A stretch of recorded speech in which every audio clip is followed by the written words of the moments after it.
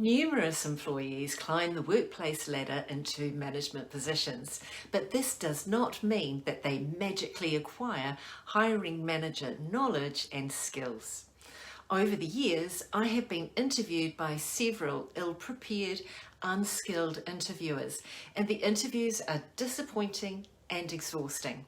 So here are some tips on how to conduct an effective and revealing job interview. Hello, Kayleen Martin, founder of Ripple, employee experience activator, recruitment specialist and talent agent.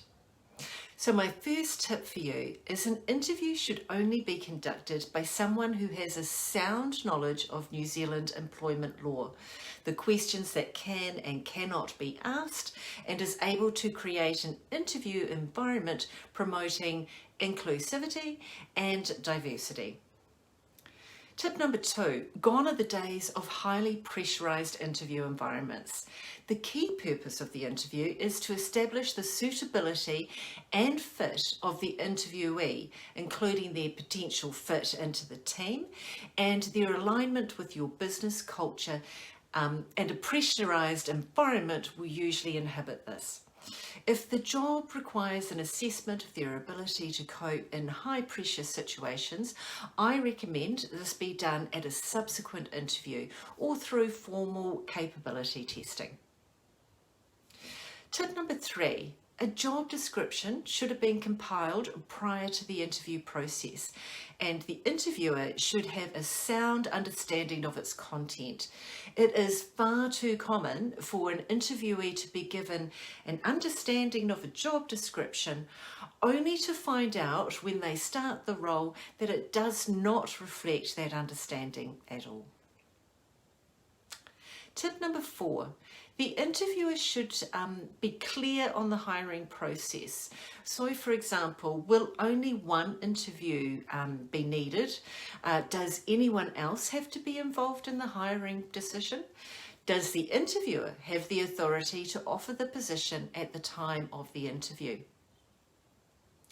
Tip number 5, the interviewer needs to have a thorough knowledge of the relevant employment offer documents, so only true and correct information is provided to the interviewee.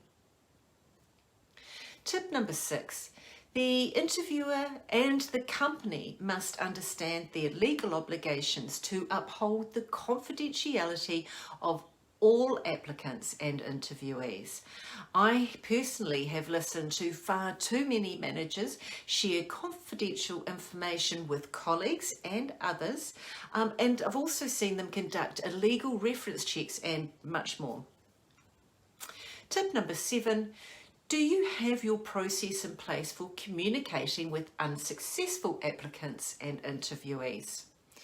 Whilst this may not currently be a legal requirement, I believe you have an ethical duty of care, and remember your employee brand is under scrutiny as well. Finally, here are some common interview mistakes. Interviews lasting longer than 60 minutes. Interviewers who keep an interviewee waiting past the appointment time.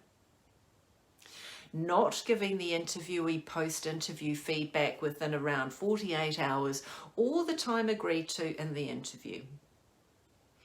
Interviewers using the time to feed their own ego, that's a big one. Not listening actively to the interviewee's responses. Interviewers using alienating language such as curse words or making derogatory statements, another big one.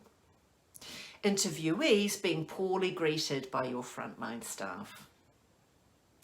We can help you conduct your interviews, so please reach out to us at www.ripple.net.nz.